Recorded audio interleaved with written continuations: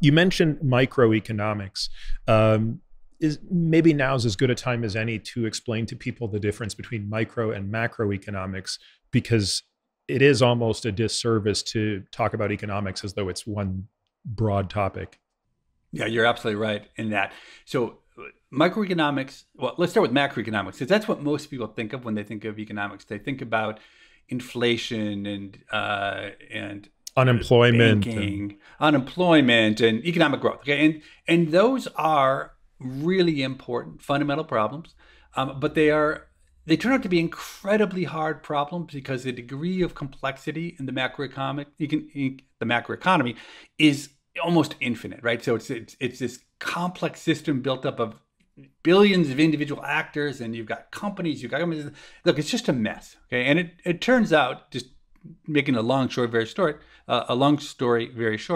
that that we haven't made much headway in really understanding it, because we've approached the profession with a kind of discipline which says every model of macroeconomics needs to start with foundations that are really rational in the base, micro foundations. And it turns out, I think the problems are just too hard, and that approach in the end isn't going to win. Okay, but what is microeconomics? Microeconomics is instead the study of individual decision making. So in a world in which there's scarcity and there's competition, how do I decide how to spend my income? How do I decide what job to do and how many hours of work I want to do?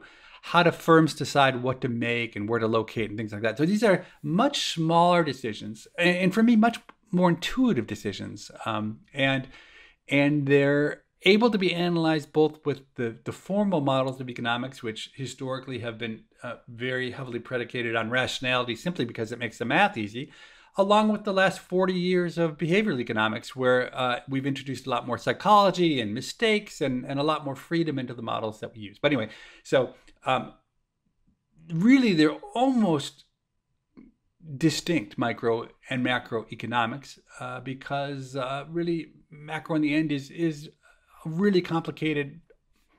Not to make all my macro colleagues incredibly angry at me, but very self-referential models, because the problems are so hard that you need to abstract so greatly to try to deal with the macro problems that I think we don't have a good handle on them. So I've really steered clear of the macro problems to focus on the individual decision making, which is, I think, both in my own life much more relevant, but also I got something to say because I have some intuition for it.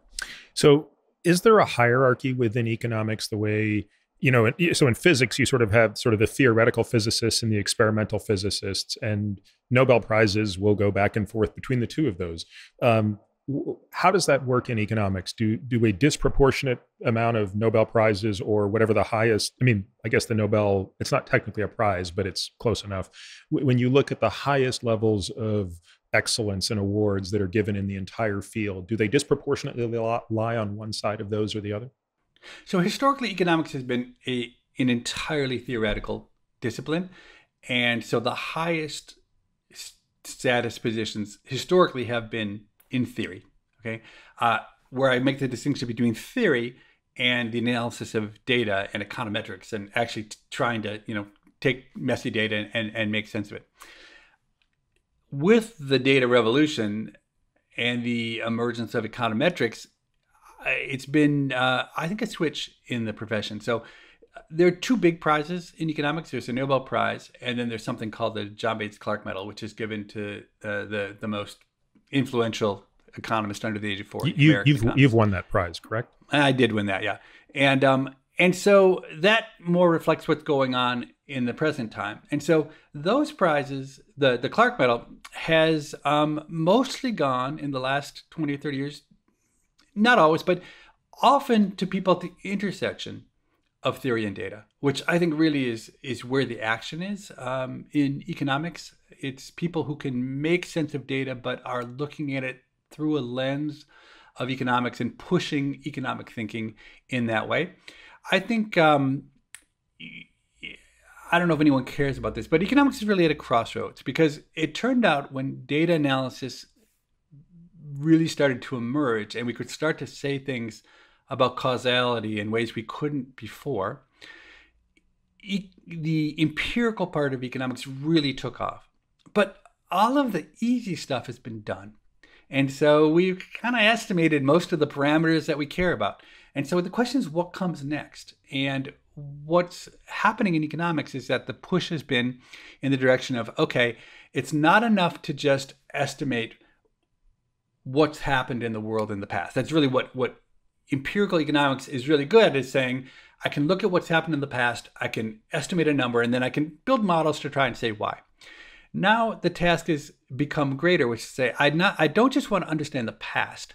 I want to be able to build a model that has the flexibility to tell me what would have happened if instead of the US being a democracy, we were a dictatorship. Okay, so things that are so far out of the realm of what actually happened that it's almost like science fiction. And so what economists do now is they're asked not just to estimate parameters really well, but to embed those parameters into models, which then have enough degrees of freedom that you can start to imagine, if I turn this dial or that dial, what would happen? And I actually personally think that's a terrible direction, because I think what has made economics great is that it's easy to understand the estimates we create, and you can say whether you like them or not based on fact or the approach or whatever. But I think when we get into these more fanciful models, I think we're going to end up running into a huge dead end, is that they're really too complicated to be estimated well. And so we're just going to get into fantasy land of creating things that are really not grounded in fact. So there's a famous physicist, and it's been attributed to so many that I actually don't know who really said it, but the spirit of the quote is, all models are wrong, some are useful. And I feel like economics is certainly a discipline in which that applies, and suffers greatly. I mean, look, even something that I think was much simpler to try to understand was, the extent to which coronavirus was going to be a problem. I mean, those initial models were out to lunch. And I don't fault the people who tried to put those models together, the epidemiologists who worked on these models, but the sensitivity around so many variables was so great that you couldn't even begin to extrapolate. And when you did, the only thing I think the models helped you understand was how impossible it would be to predict what was going on. And if nothing else, it was going to show you what parameters mattered. But that was about the extent of what you could extract from that, which was, the rate at which this thing spreads and the length of time that it can lay dormant.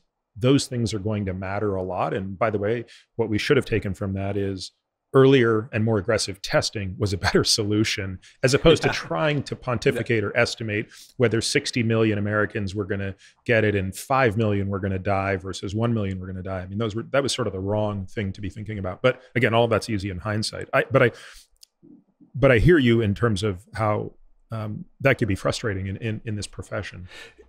Yeah, I mean, I have a very strong view about the relationship between data and theory. And my view is that the sensible way to do things is to make a really sharp distinction between the two. That we should really understand. You go to the data and you just understand what the 3, 5, 9, 12 facts are. And in my view is that those 12 facts should be things that if any reasonable person looked at the data, you'd more or less agree on those facts.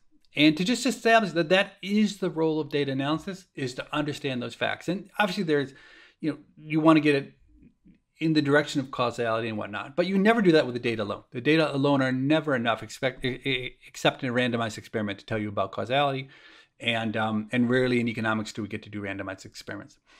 And then I think if you can all agree on the facts, then I'm all in favor of models going forward. Because if I write down a model that is built off of the 12 facts I see, it turns out it's really easy, the kind of models that economists write down, for other economists to say, okay, I understand whether that's a good model or a bad model, what it's sensitive to and whatnot. And if you make this bifurcation between understanding the facts and then going into what those facts imply, because we really care not about the facts themselves, but we care about the implications of those facts for the future or what they tell us about causality or whatnot.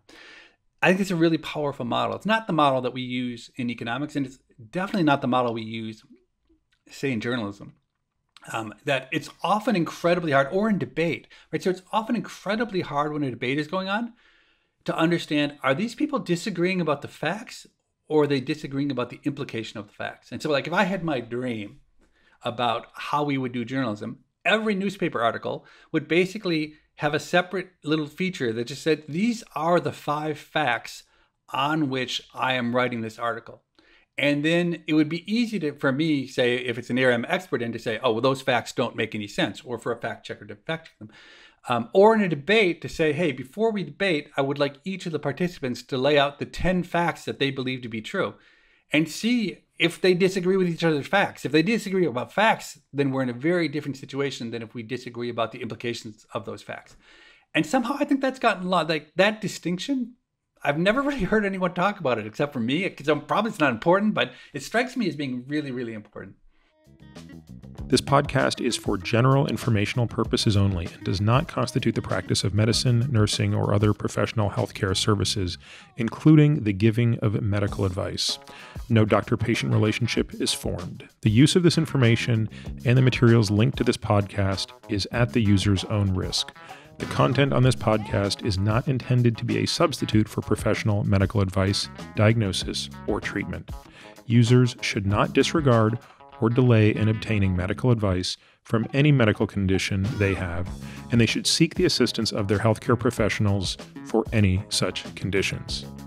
Finally, I take conflicts of interest very seriously. For all of my disclosures and the companies I invest in or advise, please visit peteratiamd.com/about, where I keep an up-to-date and active list of such companies.